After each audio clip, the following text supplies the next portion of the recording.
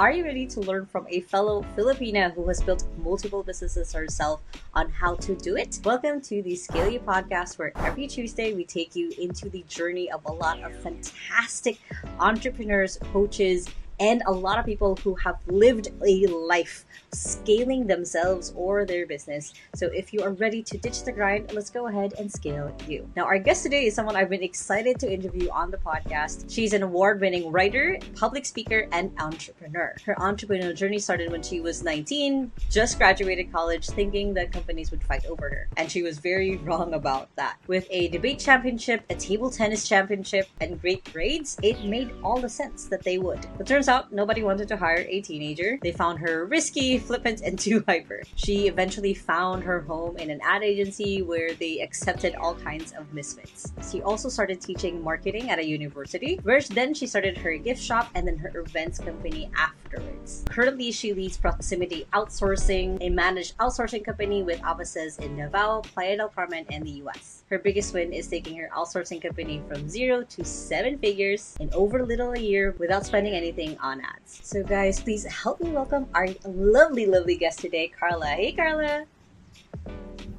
Hi, Leanne. I'm feeling super excited today to record this podcast with you and be able to give to your community. So thanks for inviting me.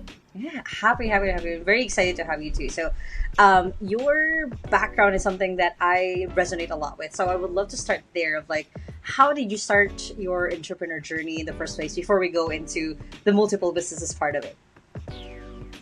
Yeah, so I graduated college pretty early. I graduated college at 19.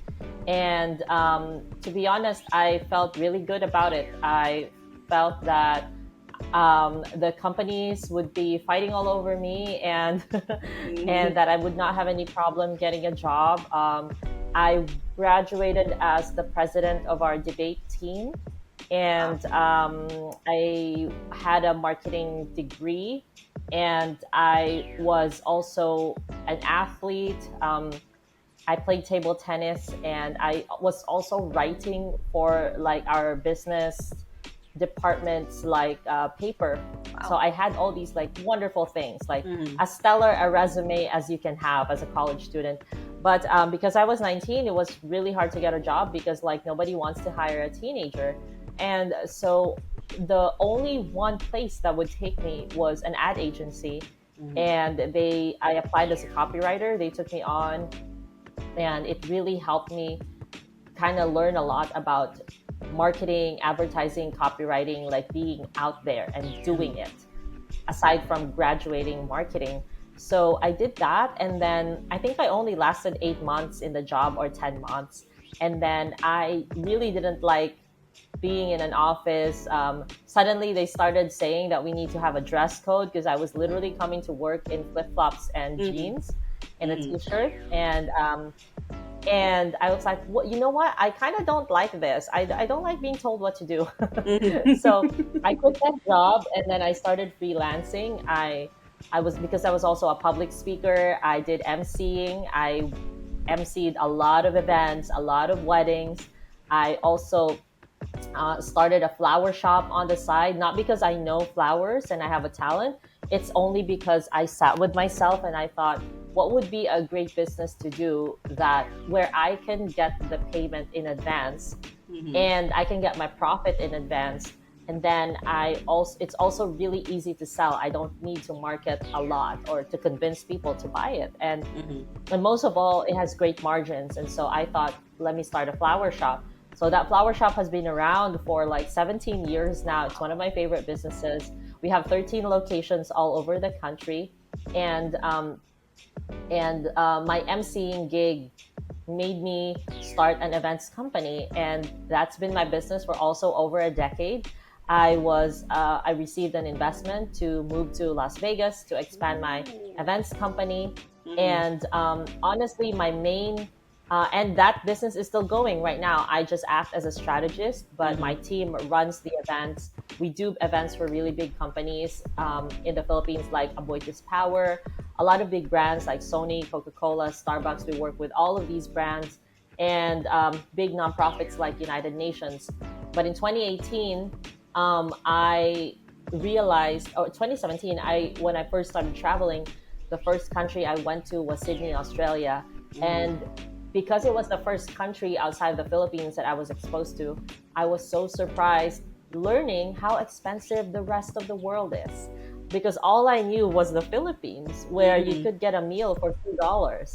And in Australia, you can't even get a coffee for $2, probably, Mm-hmm. or it's gonna be very bad coffee. So um, that's what inspired me to start my online business, proximity outsourcing. So that's kind of the story, my entrepreneurial Mm-hmm. journey. And to sum it all up, it's just a lot of common sense, taking advantage of the opportunities in front of me, and really knowing marketing.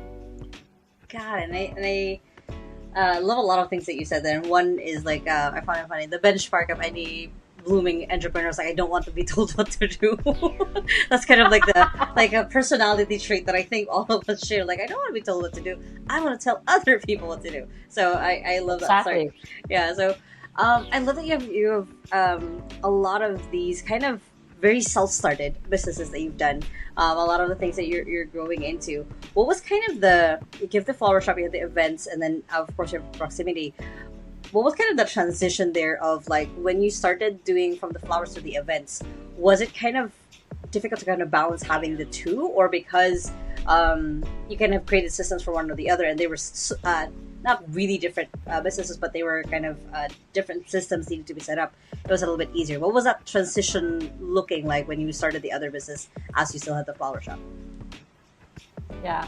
So for me, it really wasn't a lot of transition. Honestly, it was mostly like I have a lot of free time. Mm-hmm. So what am I going to do with this? And I want to make more Ah. money, right? So to give you an idea, when I was starting my flower shop, I didn't have orders every day. I would probably have an order once a week, Mm-hmm. right? I didn't have any brand. I didn't have, now we have orders every day. We have multiple orders sometimes. Mm-hmm. And of course, Valentine's Day, that's such a big day for us. So Mm-hmm. we have, on Valentine's Day, we literally have like 4 vans and like 20 Wow. motorcycles delivering all day, Mm-hmm. and all of those things. So that wasn't what my experience was. So I started this flower shop. Margins are good, but I would only get 1 or 2 orders a week, sometimes once a week, sometimes nothing in a week. What Mm-hmm. am I going to do with all this time? And so I really needed to make more money. So I took some freelance copywriting jobs, and then emceeing jobs. And then Mm-hmm. I just started to see, where can I have the most income with the least amount of time, right? So Mm-hmm. for if I'm emceeing, I show up, I read a script for an hour or two, and then I get paid $200, $300, which is a lot Mm-hmm. of money in the Philippines. That is a great ROI for me. So True. I just started to really find where these opportunities are. Got it. And when you're considering them, I love like what you said, like what can do less but then still make money out of. What would be things that kind of inspire you into it? Was it mostly just because it was like the flower shop is a very interesting one. Like, did you see someone who ran a flower shop to for you just like, oh, No, this is so yeah, what was that like? Like how do you inspire yourself into these businesses? honestly, I really just it was just a brainstorming with myself. I was just thinking, what is a product that I can sell, that I can get the money up front? Mm-hmm. Because some things you don't get money up front. You get money after you do Mm-hmm. the thing, after you Yeah. deliver it. Like if you have a restaurant, right? You deliver the food before they pay. I don't like that business. I want to Mm-hmm. get paid before. So Got it. that's what I wanted. And then a certain amount of profit margin. So margins for flower shops are really, really good, especially if you add the delivery part of it. Mm-hmm. So uh, I'll do a little mental exercise with you. If you go to the store, if you go to the flower shop and buy flowers, like a dozen roses, it might be $20. Mm-hmm. But if you want them delivered to your girl, it's going to be $47. Yeah. And we're Mm-hmm. okay with this. We're okay with Mm-hmm. this because we're not computing how much does it cost for them to even get on a taxi and deliver this to my girl. Mm-hmm. Suddenly our brain switches to, how much does it mean to me to surprise my girl Mm-hmm. and to That have joy, these yeah. memories, and to have her office mates look at her in jealousy. Oh my gosh, she got flowers from her man. How I much love does that that. feeling cost, right? Mm-hmm. So Yeah. um, I think that I definitely I would consider myself a marketing nerd for sure. Mm-hmm. Just like knowing psychology and knowing these things. And obviously, I learned a lot in school. I'm not one of those people who are like, fuck college. No, college was awesome Mm-hmm. because I knew what to do when I was in college. Mm-hmm. So, and I appreciated it and I learned from it. Until now, I can still say the exact words my professors used to tell me Wow. about marketing. I love that, and it's a little bit refreshing for me. Well, I've had a couple of people on here who are like marketing nerds as well, but it's still refreshing for me whenever I hear from a business standpoint that marketing is like their part of their core, but part of like how they think about business. Not like profit first right away. It's like how does this, what the end user feels at the very end of it. It sounds like for all of the other businesses that you have, it's either like, hey, they're happy they get flowers, or like, hey, they're happy because they were able to finish their event. They were able to get not direct ROI cash wise, but their employees are more engaged. Their employees are happier. Same thing with the outsourcing part of it as well. It's like, hey, it's not about the cost or the cost that quote unquote save when you're hiring for the Philippines, but it's also like, hey, you're now freed up to do more within your business to grow it a little bit better. So I love that theme that I can now see as a pattern within your businesses. So then what has been kind of of course, I want to touch on like what has been the hardest parts of having multiple businesses. Like what does that look like behind the scenes for you? Yeah. Yeah, well, the hardest part for sure is there would be times when it would all be busy. And the harder part about that is you don't know when this is. Mm-hmm. So the flower shop, I know when we're going to be busy. We're going to be busy Valentine's Day, Mm-hmm. Mother's Day, Christmas, because we do a lot of Christmas baskets, Father's Day, and that's it. These are 4 key days in a year where I know we're going to be busy. Outside of that, we do have lots of orders, hundreds of orders, but it would be like a birthday here, and I'm sorry gift here, a little corporate gift here. So it's super manageable because I have full-time staff. I have a downtown office. It's super manageable, but the events, it's manageable because you know in advance when the event is, so you can plan for it. Sure. So the companies engage with us 6 months before, 3 months before, so that's fine. But what if? So I know in February I'm not gonna accept any big event because my focus is gonna be on the flower shop. In fact, I have to fly to Davao where my main branch is to lead the sales team because it really makes a difference. The only 1 year I wasn't in Davao for Valentine's Day, we made like 40% less in sales. Wow. It's really different when I'm there. So it's worth it for me to even fly home, even if I'm paying business class flights. It's so worth it for me. And I get to see my family.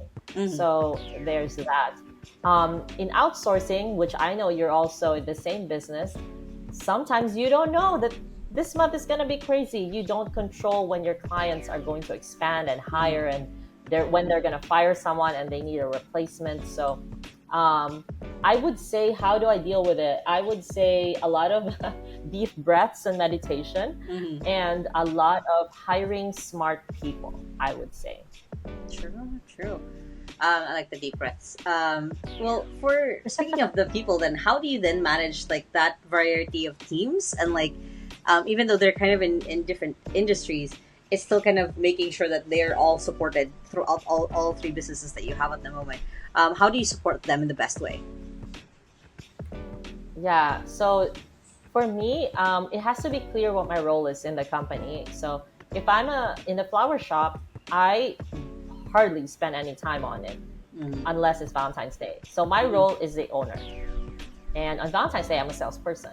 And the events company, my only role is a lead strategist. I strategize events. We do a lot of marketing events, and so I give advice, I give direction.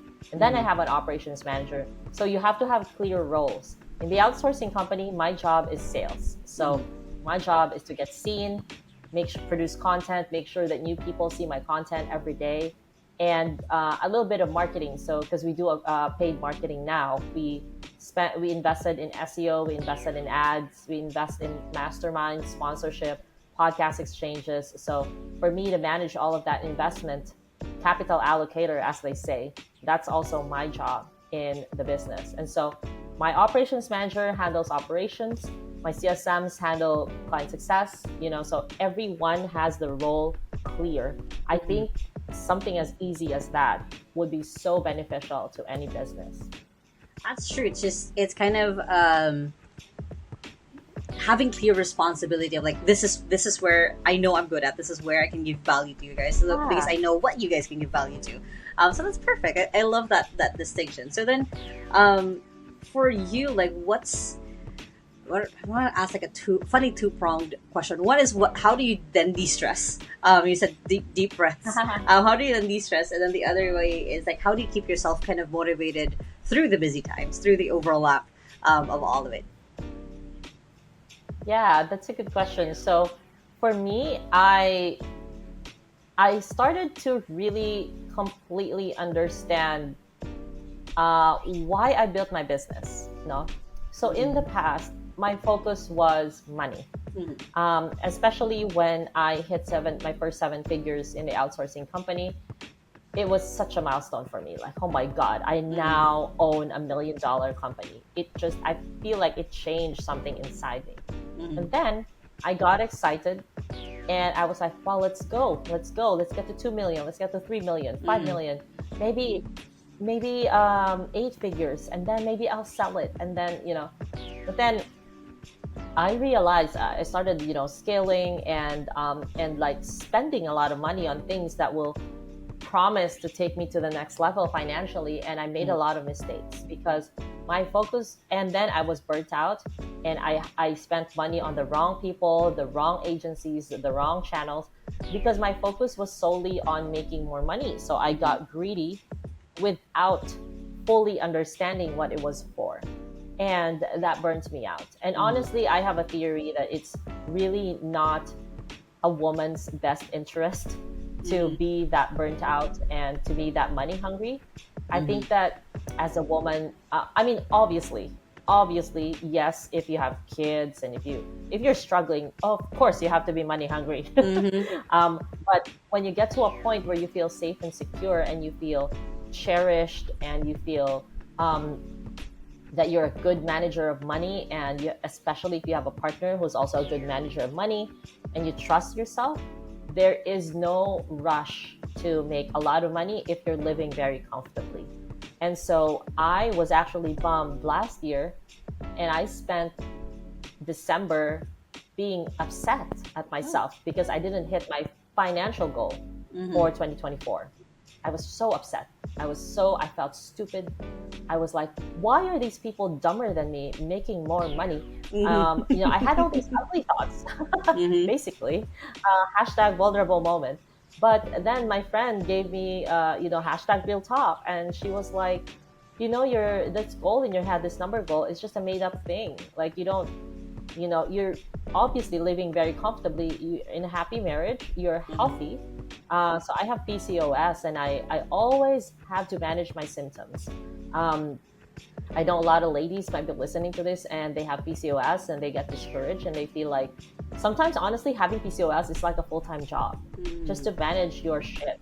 I don't know if I can say that word, but it's okay. You can edit that out. It's okay. Yeah, I have to manage my sleep, my exercise, my supplements, my hormones, get tests, sometimes it's really like another job. So I realized that when I fully understood why I'm building my business, I started to see what is really important. And for me, rest is important, relaxation is important, spending time, quality time with my family, my husband, me time. My husband and I always are like, hey, I want to have some me time. Can you just like spend the day at the golf course? Or for him, can you just spend the day at the spa or whatever? That is important to us. And so for me, understanding that and leading all of my decisions to, is this going to be good for me, good for my health? Does this feel aligned? Made me do business so much better. And I showed up better as a leader. I showed up better as a friend, as a sister. And it has benefited in my life in way more ways than the extra $1 million. I love that. And that's very much coming from a place of wisdom for sure. Of like, because it's, and I was talking about this with someone else as well, of like, your 20s is such a wild ride, just because like you have this drive to keep going, to keep making money, and at the same time you also start to figure out like what are the things that are important to you, and then like money then becomes kind of a good bonus of like, hey, I'm doing the things that I love doing and I get paid for it. So I can see how that the burnout and kind of like, oh, I didn't make it, but then now I'm back to where I wanted. So what was that realization for you? What was the thing of like, okay, this is why I'm doing what I'm doing? Yeah. Honestly, I would say it comes to me in waves. And then, but my latest big realization was, yeah, like just a few weeks ago, to be honest, like December 2024, at the end of December, I looked at my numbers and I felt disappointed because I thought I would be, and I wasn't very bad. I would say I hit about 80%. I was 80% on my way through. So it wasn't bad. And like I said, I live very comfortably. My husband and I have multiple investments in different parts of the world. And my husband's a very good money manager and very good partner. Like what else can I ask for? I'm healthy. I'm absolutely healthy. What else can I ask for, right? So I realized that I have just been choosing to stress out. And that's stupid. So stress is a choice. Yeah, at that point, I would say yes. Yeah. Wow, that's a pretty good realization still of like, yeah, no, I was choosing to put myself through that. That's funny. So then what would be your advice to either younger Karla or for someone like myself who is starting to start to stack up basically businesses? What would be your advice as someone to get started or getting started? Yeah, so it's very multifaceted. So as you guys can see, starting a business out of a passion is not really my thing, right? My passion is my life. My passion is my freedom. Business is a channel. There's certain parts of business that you enjoy. Do that. That's great. In Flower Shop, I enjoy marketing and I genuinely enjoy the creative brainstorming. The events, I love the creative brainstorming. Same thing as my proximity outsourcing. So there is a task that I enjoy doing and I choose to only do those tasks. Got it. I would say my main advice would be really get clear on what kind of life do you want. Journal it, meditate on it, pray for it, pray for guidance. Talk to your friends, talk to your wise ates, kuyas, cousins, talk to your parents. Be open about your desires and talk to a therapist even where you feel like you won't get judged for having such big dreams. Sometimes when you come from a developing country like you and me, having big dreams is seen as negative sometimes. Sometimes they feel like you're greedy, you're money hungry, materialistic, and unbecoming for a woman to want nice things and want a nice life. I even remember my mom telling me like, your dreams scare me sometimes and I feel like you're gonna risk doing bad things or doing illegal things just to get to your dreams. And I'm like, no, I'm just really motivated. I'm definitely going to do what it takes, but not to the point of like doing illegal things. Yeah. But she was just like a little scared for me because in her mind, it's like it's not possible to reach this financial goal without doing anything illegal, or you know what I mean? So it's like a limiting belief, right? So get clear on the life that you want. Number two, understand that the business is a channel.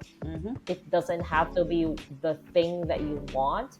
And number three would be always put your mental health and well-being first. So at the end of the day, if you're failing in entrepreneurship, by the way, failing is not a bad thing. Failing is needed. Part of it, So when I say failing, I'm not saying giving up or whatever. It's just a part of life. So if you're failing in entrepreneurship or if you're failing in certain businesses but you want to try again, there is nothing wrong with taking a job to get yourself by, to get by and to be able to smartly make the next decision. It's not, there's nothing wrong with that. It doesn't mean you're giving up on your dreams. So always do the best thing for yourself and your well-being. If what it means for your well-being is if you have financial security, then do that. Yeah. That's good. That's a good kind of very ate, very older sister advice. Yeah. So I love that. Thank you for that. Like I said, I'll take a lot of that to heart as well. So then, my favorite question to ask on the 𝐓𝐫𝐿𝐵 podcast is like, if I were to, we had to, AI cloning machine, we were able to clone another Ooh. Karla or 300 Karlas. What would be the change that you are, or the effect that you want your 300 Karlas to create in the world? Yeah, so that's awesome. I would love to be in that room, actually. I think it will be crazy, but it's funny because almost everyone I talk to when I get on sales calls is, can I hire you? Can I hire someone like you, exactly like you? Yep. So that would be awesome, actually. But if we have hundreds of Karlas, populating the world, I think what it would look like is I think it will be very organized, Ooh. but also, yeah, I'm a Virgo through and Mhm. through. I'm disorganized in some areas of my life, but most areas of my life, I'm organized. It will be organized. It will have like a lot of clear goals. I like following a plan. Mhm. I'm like really a Virgo at heart.